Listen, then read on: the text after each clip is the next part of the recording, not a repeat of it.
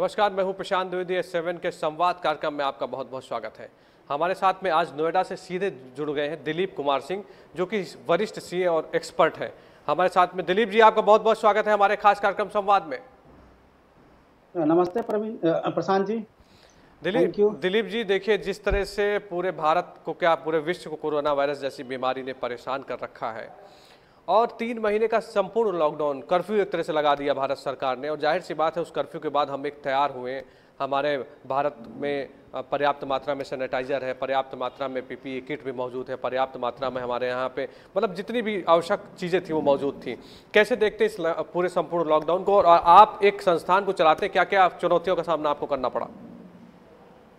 प्रशांत जी, देखिए, ये जो कोरोना वायरस या कोविड-19 जिसका नाम दिया गया है जी, ये एक ऐसी महामारी का जन्म हुआ जो चीन से आया और धीरे धीरे पूरी विश्व को अपने कब्जे में कर लिया। जी, इसका इम्पैक्ट सारी दुनिया को पड़ा है, चाहे वो इंडिया हो या आउट ऑफ इंडिया। सारे लोग इससे जब WHO ने इसकी अनाउंसमेंट करने के बाद ना पूरी दुनिया में इसका इम्पैक्ट रहा। सारे बाजार, चाहे वो किसी भी चीज के हो, इंडस्ट्री हो, शेयर मार्केट हो, कोई भी, सब इससे अछूता नहीं रहा है। जी, इससे अगर हम बात करते हैं भारतीय अर्थव्यवस्था की, तो भारतीय अर्थव्यवस्था पर भी इसका बहुत ही गहरा प्रभाव पड़ा है।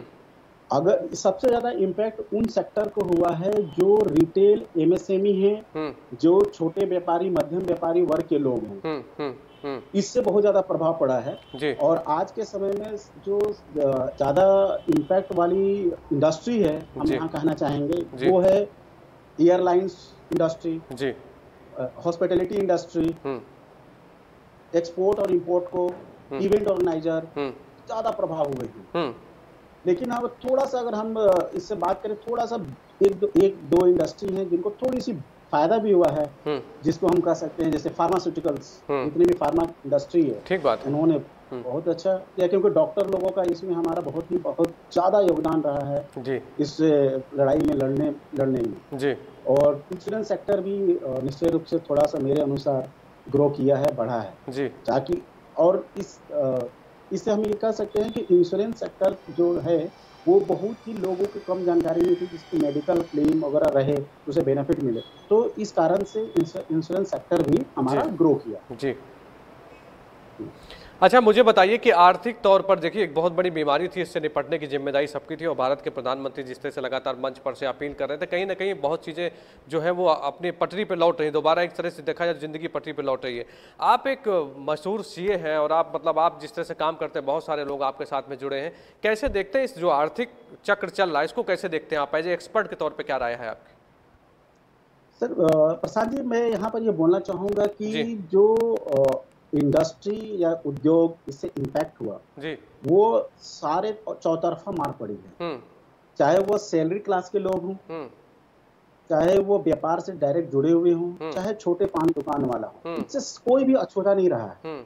अगर हम एक सर्वे के अकॉर्डिंग अगर हम बात करते हैं, जैसे central for the monitoring Indian economy की अगर बात करते हैं, उसके मुताबिक जुलाई महीने में सेलेक्ट बनने के 50 लाख नौकरी यहाँ चली गई है। जी। और मतलब ये सब बड़ा दुर्भाग्यपूर्ण है कि हमारे देश में प्रधानमंत्री जी का इतनी लोगों से अपील होने के बावजूद भी बड़े बड़े इंडस्ट्री के व्यापार से जुड़े नौकरी पेशा के लोग को निकाल दिया गया है। लेकिन ये बहुत बड़ी दुर्भाग्य की बात है, क्योंकि वहाँ पर हमें उनका साथ देने की जरूरत थी, जहाँ तक मैं ये समझता हूँ।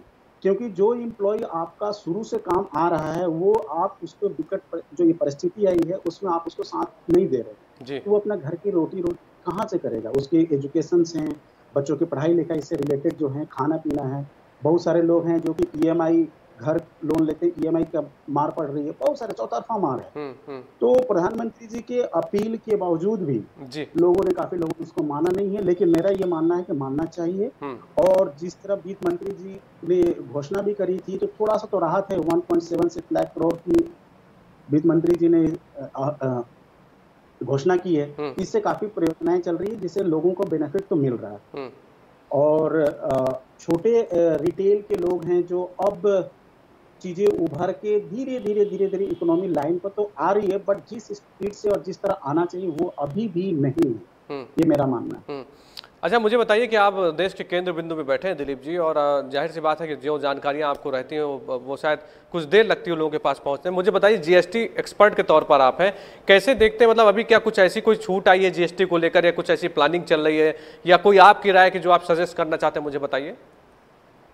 देखिए, जहाँ तक बात है जीएसटी की, अगर हम ओवरऑल जीएसटी कलेक्शन की अगर बात करते हैं तो अप्रैल मई जून, अप्रैल में हमारे पास 32,294 करोड़ रुपए की कलेक्शन आई थी, जो कि बहुत ही कम था। थोड़ा सा मई में वो बढ़ा 62,000 करोड़ आया। फिर जून की बात करते हैं 90,000। ठीक है, इस तरह धीरे धीरे इकोनॉमी में सुधार तो आ रहा है, लेकिन जिस स्पीड से आना चाहिए वो नहीं है। जीएसटी काउंसिल और जीएसटी के डिपार्टमेंट के लोग, गवर्नमेंट जीएसटी पर काफी फोकस कर रही है। उसके लिए क्या उन्होंने थोड़ी सी प्लान करी है, जिसमें रिटर्न्स अगर डिले हैं तो उसको लेट फी माफ कर दी गई है। फिर उसके बाद ड्यू डेट्स एक्सटेंड कर दी गई हैं जी। तो ये प्लान गवर्नमेंट का है, और मुझे आने वाले समय में जो उद्यमी अपना टैक्स नहीं चुका पा रहे हैं तो उनके लिए भी कुछ ना कुछ अच्छा एक सेटलमेंट स्कीम लेकर आएगी, जिससे छोटे और बड़े मध्यम वर्ग के हों या बड़े व्यापारी, सबको बेनिफिट कुछ ना कुछ मिलेगा जी। ये उम्मीद है हमारे प्रधानमंत्री, माननीय प्रधानमंत्री जी से। अच्छा, मुझे बताइए कि जिस तरह से कोरोना काल आया और जाहिर सी बात है बहुत सारे उद्योग धंधे बंद हो गए, जैसा कि आप बता रहे हैं। लोगों को कोशिश करनी चाहिए, बंद नहीं करना चाहिए, लेकिन कहीं ना कहीं उनके ऊपर भी मार पड़ रही थी कि कहाँ से जब कंसाइनमेंट नहीं जाएंगे उनके, मतलब अगर आयात निर्यात नहीं होगा तो बहुत सारी समस्याओं को सामना तो करना ही पड़ेगा। दिलीप जी देखिए, तो आप मुझे बताइए कि अभी क्या, मतलब एज एक्सपर्ट के तौर पर आप क्या कहते हैं कि जो भी लोग व्यापार कर रहे हैं अगर वो करें तो कैसे करें, क्या आपकी सोच है, मैं समझना चाहता हूँ उस बारे में। इसमें प्रशांत जी मैं ये जोड़ना चाहूंगा कि जो व्यापारी हैं मध्यम वर्ग के, हम मध्यम वर्ग की ज्यादा फोकस करें कि हमारी इकोनॉमी जो मध्यम वर्ग से काफी ज्यादा प्रभावित होती है जी। उसके तो यहाँ पर उनको थोड़ा सा प्लान वे में, प्रॉपर अपनी इंडस्ट्री, जो भी इंडस्ट्री में है उनको प्लान वे में चलना चाहिए जी।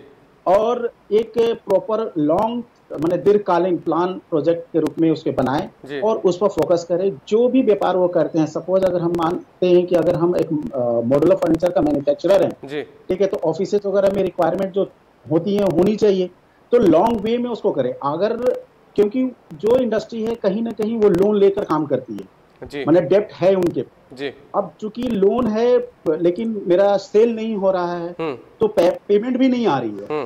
पेमेंट नहीं आने से व्यापार में बहुत बड़ा असर पड़ रहा है। इसी कारण से लोग अपने एम्प्लॉय को, लेबर को, सबको वो छटनी कर रहे हैं, निकाल रहे हैं। बिल्कुल। लेकिन यहाँ पर हम ये कहना चाहेंगे कि जो भी व्यापारी हैं, चाहे वो मध्यम वर्ग के हों, चाहे छोटे क्लास के हों, चाहे बड़े हैं, मंझले हों या बड़े हों, वो थोड़ा सा धैर्य से काम करे और जो उनका प्लान है, जो भी उन्होंने प्लान बना रखा है, लॉन्ग टर्म बनाए और इसका बेनिफिट आने, बहुत सारी प्रॉब्लम्स आती हैं, अप्स डाउन होते हैं, ये भी निकल जाएगा और इसको स्थिरता रूप से प्रॉपर वे में प्लान करके इसको किया जा सकता है। हम यहाँ पर टैक्स चोरी करें, इसके लिए प्रोडक्शन हो रहा है लेकिन टैक्स चोरी करें, वो ना दे टैक्स, जीएसटी ना जमा करें, ये सॉल्यूशन नहीं है। अगर किसी भी तरह का थोड़ा भी सेल हो रहा है तो उसमें प्रॉपर जीएसटी का कलेक्ट है वो हम टाइम पर जमा करें ताकि गवर्नमेंट का भी रेवेन्यू आए और गवर्नमेंट आगे आने वाले समय में अच्छी योजनाएं हमारे देश के लिए, हमारे आम लोगों के लिए, व्यापारियों के लिए घोषणा कर सकते हैं।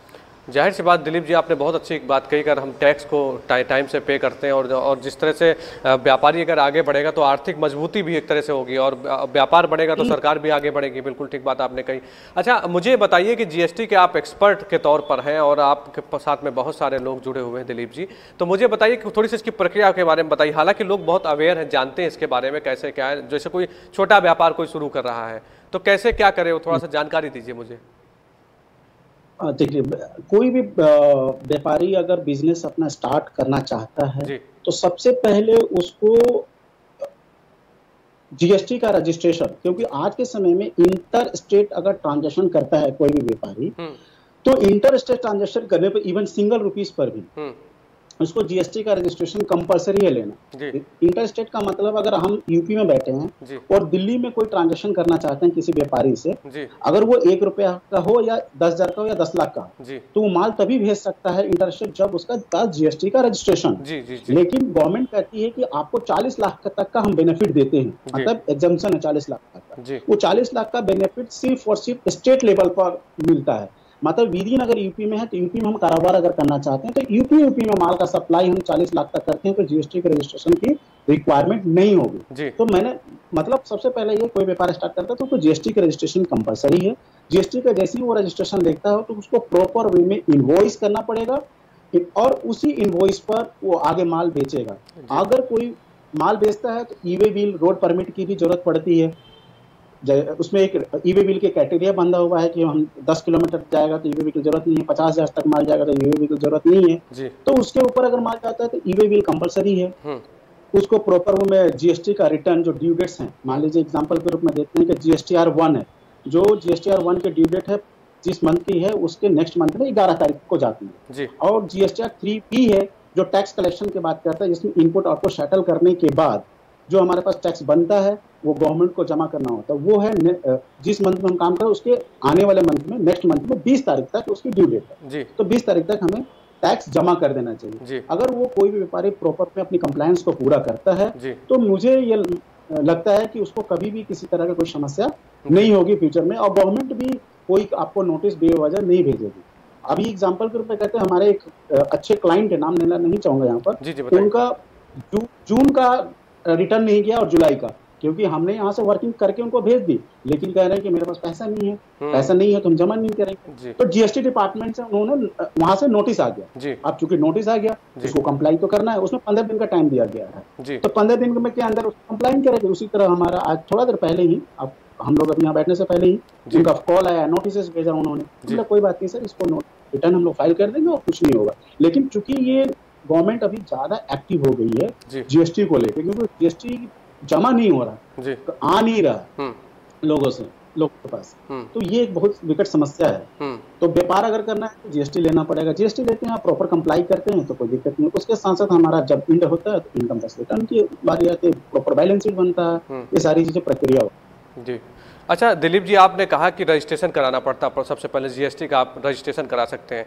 तो दिलीप जी देखिए, एक डिजिटल दुनिया पूरी चल रही है। अगर देखिए तो भारत सरकार भी, भारत के प्रधानमंत्री भी जो है डिजिटल को बढ़ावा देने की बात करते हैं।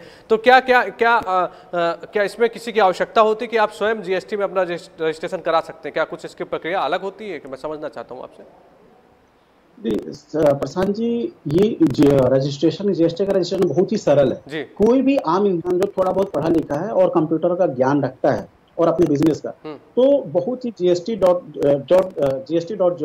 है, gov.in है, उस पर लॉगिन करेगा। लॉगिन करते हैं, फर्स्ट क्रेडेंशियल अपने व्यापार के बारे में मांगता है। अच्छा। वो देना होता है, और जिस ज्यूरिडिक्शन में आप रजिस्ट्रेशन करना चाहते हैं अपने व्यापार को, वहाँ का प्रॉपर एक लिस्ट है। उस लिस्ट के अकॉर्डिंग आपको एरिया ज्यूरिडिक्शन ऑफिसर सेलेक्ट होता है। ज्यूरिडिक्शन में खंड जिसको कहते हैं हम लोग, वार्ड कहते हैं। वो वार्ड के तहत बड़ी सिंपल इंफॉर्मेशन होती है। जैसे मान लीजिए कि आप अगर एक प्रोप्राइटरशिप है और प्रोप्राइटरशिप आप बिजनेस स्टार्ट करना चाहते हैं, तो हमें जो डॉक्यूमेंट की रिक्वायरमेंट होगी, आपकी फोटो की रिक्वायरमेंट होगी, हमारे पास अपना पैन कार्ड होता ही है, हमारा आधार कार्ड होता ही है, और एक सेविंग का कैंसिल चेक, बैंक की डिटेल, और जो डायरेक्शन है वो सेलेक्ट करेंगे। और with in 2 working day 3 working days में जीएसटी का रजिस्ट्रेशन ऑटोमेटिक ईमेल आईडी पर आ जाता है। तो बड़ा सरल प्रक्रिया, इसमें किसी भी एक्सपर्ट की जरूरत नहीं है फर्स्ट इनिशियल रजिस्ट्रेशन करने के लिए। गवर्नमेंट डिजिटल कर रही है काफी चीजें। जहां तक हम बात करते हैं, गवर्नमेंट अभी नील रिटर्न फाइल करने के लिए मोबाइल के माध्यम से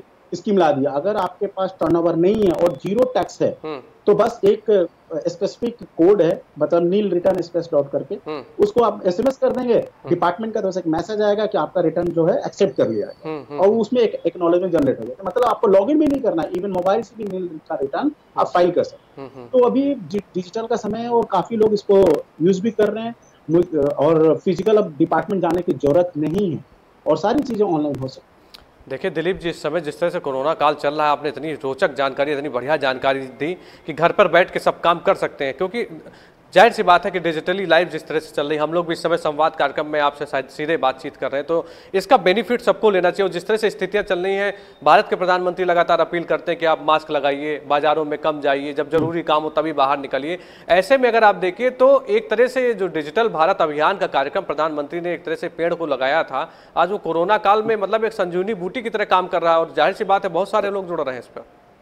बहुत सारे लोग, मैं यहाँ प्रशांत बोलना चाहूंगा कि बहुत सारे लोग जुड़ रहे हैं, और डिजिटल एक ऐसा माध्यम होगा, मैंने क्रांति ला दिया है। एक तो मान के चले, डिजिटल पेमेंट भी काफी होने लग गई हैं, लोग घर बैठे काम कर रहे हैं, वर्क फ्रॉम होम का कल्चर चल गया है। इससे कंपनियों के फिक्स कॉस्ट में बहुत अच्छा, माने एक बहुत ज्यादा पोर्शन जो फिक्स कॉस्ट और ओवरहेड में जाती थी वो बच रही है। अगर हम बात करें दिल्ली में या गुड़गांव के जैसे लोकेशन की, जहां पर या नोएडा में, जहां एक अच्छा ऑफिस आपको लेने के लिए लाख लाख रुपए से ज्यादा खर्च करना पड़ता था, जो आईटी इंडस्ट्री से रिलेटेड है वो अब वर्क फ्रॉम होम ज्यादा कर रहे हैं। सिर्फ मैन्युफैक्चरिंग यूनिट के जो छोटे मतलब सुपरवाइजर या जो लेबर क्लास के लोग हैं, उनको ये दिक्कत है कि फैक्ट्री में रहना है और प्रोडक्शन करना है। लेकिन इसके अलावा जो इंडस्ट्री है, जो ऑनलाइन या सर्विस इंडस्ट्री है, सर्विस इंडस्ट्री तो सारे लोग घर से ही अपनी सर्विसेज दे रहे हैं, ऑफिस जाने की जरूरत नहीं है।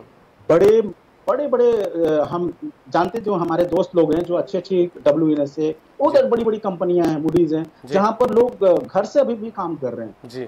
और इससे उनका फायदा ये हो कि वो अपने प्राइमेसेस को वैकेट कर दिया है और उनकी कॉस्ट कम हो गई है और वर्क फ्रॉम होम कर रहे हैं। तो डिजिटल मतलब क्रांति ला दिया। और ये मानना है कि मेरा ये मानना है कि हम लोग को डिजिटली काफी काम करना चाहिए, इससे सहूलियत भी है, प्रॉम्प्ट एक्शन हो जाता है। अभी देखिए कुछ दिन पहले हमारे प्रधानमंत्री जी ने फेसलेस इनकम टैक्स का भी घोषणा की है, जिसमें आपको स्क्रूटनी जो भी आता है अब आपको डिपार्टमेंट जाने की जरूरत नहीं है। आप घर बैठे ही आप इंटरनेट के माध्यम से आपके पास ईमेल आएगा, आपके लॉगिन आईडी पर नोटिसेस आएंगे, अब आपको उसको डाउनलोड कीजिए, उसमें जो क्वेरी है आप उसको ऑनलाइन सबमिट कर दीजिए और वहां से अपने आप रिप्लाई आएगा कि क्या कमी है क्या नहीं है। मतलब डिपार्टमेंट जाने की जरूरत नहीं है, एकदम फेसलेस। मतलब आपको जहां पर हम लोग कह सकते हैं कि एक ऑफिसर के साथ हम लोग को जाना आना उठना बैठना होता था और वो फिर गलत तरीके से हमें यूज करते थे, यहाँ पर वो बंद हो गया। GST में भी बंद हो गया, इनकम टैक्स में भी बंद।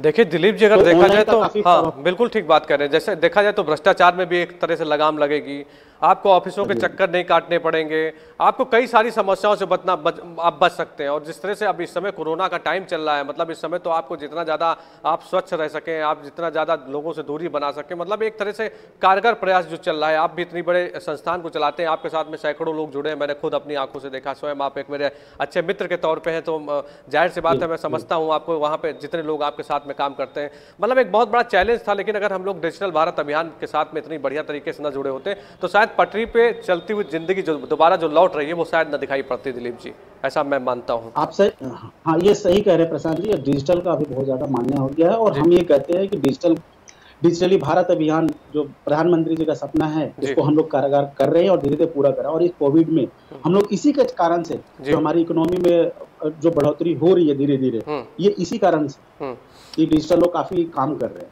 अच्छा दिलीप जी, आप अपने संस्थान को चलाते हैं, बहुत बड़ा चैलेंज था 3 महीने का लॉकडाउन, एक तरह संपूर्ण कर्फ्यू लगा दिया गया, तो आपके साथ में जितने लोग जुड़े हैं, आप एक मुखिया के तौर पे बैठे हैं वहाँ पे, क्या किया आपने उन लोगों के लिए? मतलब क्योंकि मुझे जो पता लगा कि आप लगातार उनके साथ में संपर्क में भी लगे थे, तो आपके द्वारा क्या क्या प्रयास किए गए कि उनको किसी तरह की कमी ना हो, क्योंकि एक मुखिया की बहुत अहम भूमिका होती है अपने संस्थान को चलाने में।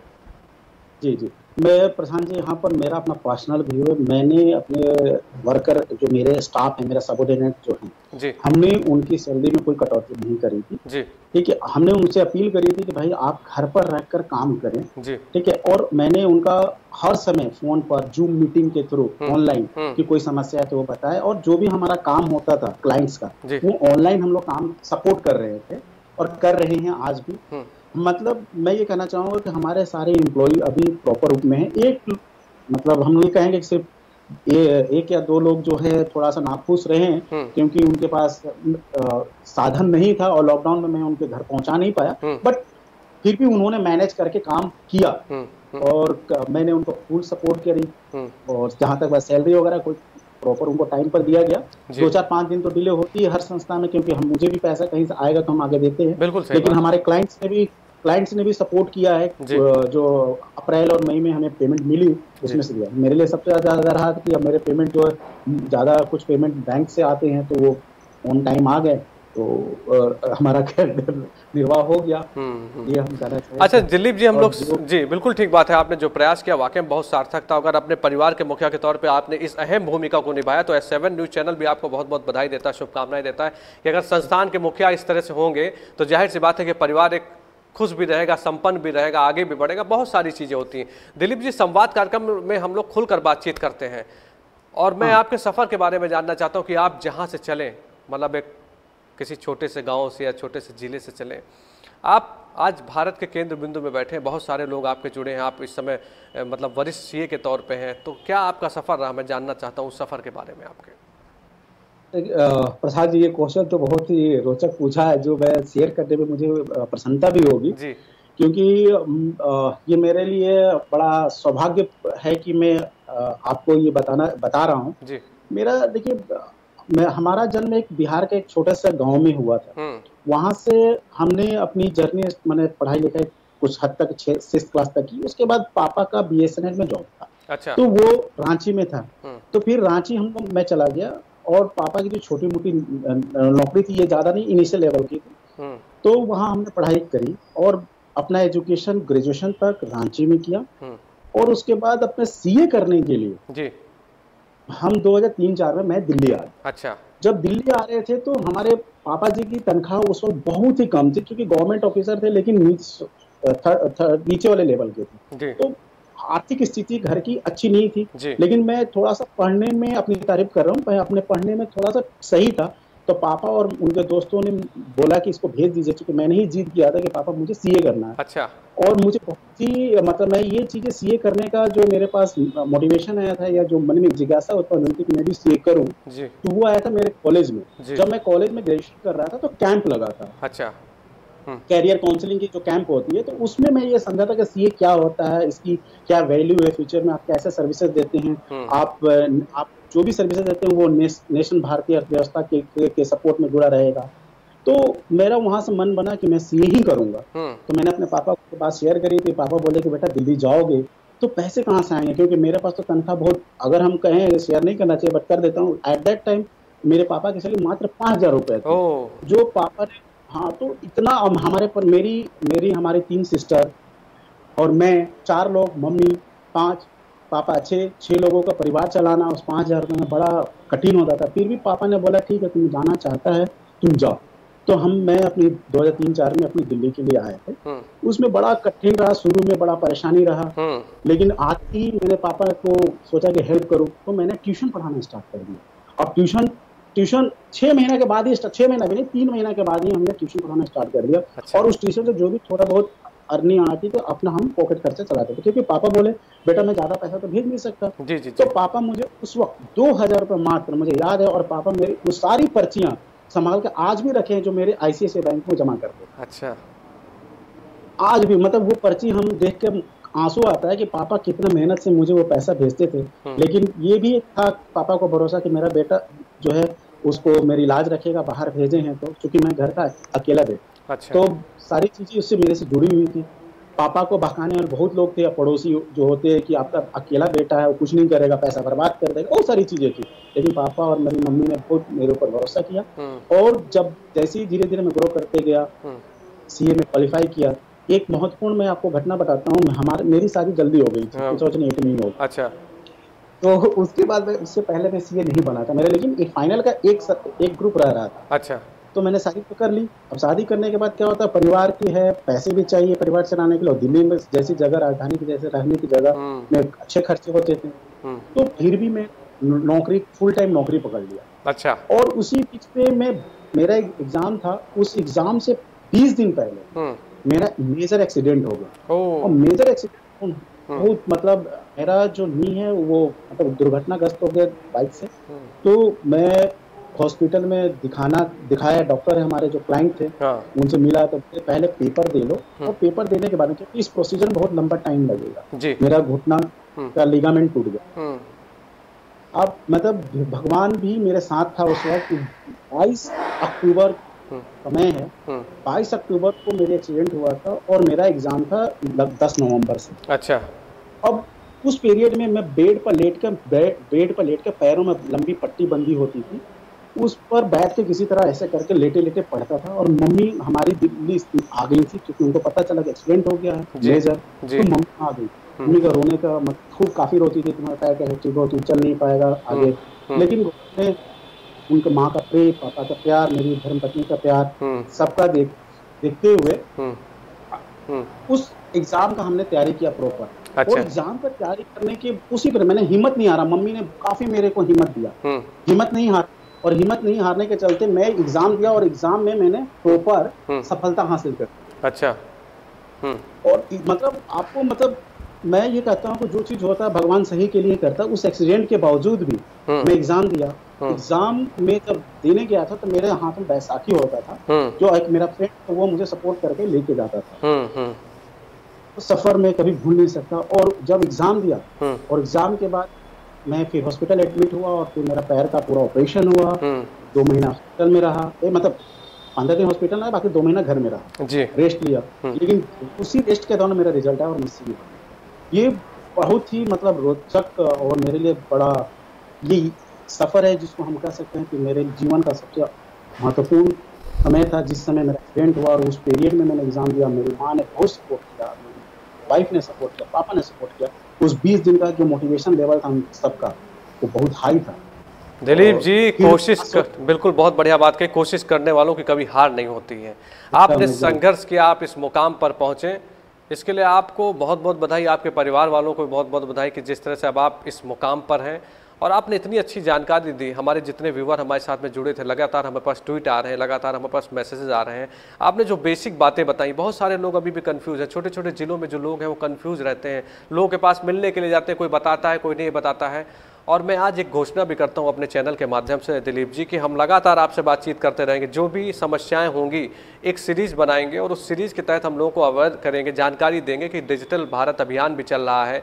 आपको बहुत परेशान होने की आवश्यकता नहीं है। भारत सरकार की जो भी नियम कानून है उनको फॉलो करिए और अपने बिजनेस को भी आगे बढ़ाइए। भारत भी आर्थिक तौर पर मजबूत बनेगा तो सब लोग मजबूत रहेंगे, क्योंकि देश है तो सब कुछ है। मेरे ख्याल से बिल्कुल आप भी यही समझते हैं। तो दिलीप जी, आपने बहुत बेबाकी से बहुत अच्छी जानकारी दी, इसके लिए आपको बहुत बहुत धन्यवाद। और ईश्वर करे कि आप और आगे बढ़ें, इतने बड़े मुकाम पर आप पहुंचे कि लोग आपको देखें और कहें कि दिलीप जी जिस तरह से काम कर रहे हैं, लोगों को आपसे भी प्रेरणा लेनी चाहिए। बहुत बहुत धन्यवाद। आप सीधे लाइव नोएडा से हमारे साथ में जुड़े, बहुत बहुत धन्यवाद। Thank you so much. धन्यवाद प्रशांत जी। एक चीज लास्ट में ये कहना चाहूँगा, सबके अपील के लिए घर पर रहे, सुरक्षित रहे, स्वस्थ रहे, जरूरत पड़े तो ही हम बाहर निकले, बस यही लोगों से अपील है। और किसी भी तरह का कोई अगर सीए से रिलेटेड, किसी जीएसटी या किसी स्टार्टअप से रिलेटेड कोई जानकारी किसी को चाहिए तो हम डायरेक्ट कनेक्ट हम कर सकते हैं। बिल्कुल ठीक दिलीप, धन्यवाद प्रशांत जी, धन्यवाद भरत जी। आपका भी बहुत बहुत धन्यवाद। तो ये थे दिलीप सिंह जो हमारे साथ में सीधे नोएडा से लाइव जुड़े थे। मैं आपको बताऊं कि दिलीप सिंह एक काबिल सीए के तौर पे हैं और जिस तरह से उन्होंने बताया कि कोरोना काल में वो लगातार उन्होंने प्रयास किया, चाहे वो अपने संस्थान के जो भी लोग थे उनकी आर्थिक तौर पर मदद की, और जिस तरह से उन्होंने बेबाकी से जानकारी दी, बहुत कुछ आपको सीखने के लिए मिला। अगर आपकी भी कोई समस्या है तो आप हमसे जुड़ सकते हैं, हमारे व्हाट्सएप नंबर पे आप जुड़ सकते हैं, आप हमारे डिजिटल सारे प्लेटफॉर्म को लाइक कर सकते हैं, आप यूट्यूब चैनल को हमारे लाइक कर सकते हैं, आप फेसबुक पेज को भी हमारे लाइक कर सकते हैं, सब्सक्राइब कर सकते हैं। और S7 की बहुत सारी F7 से आप बहुत सारी जानकारी ले सकते हैं। संवाद कार्यक्रम में फिर होगी आपसे मुलाकात। नमस्कार।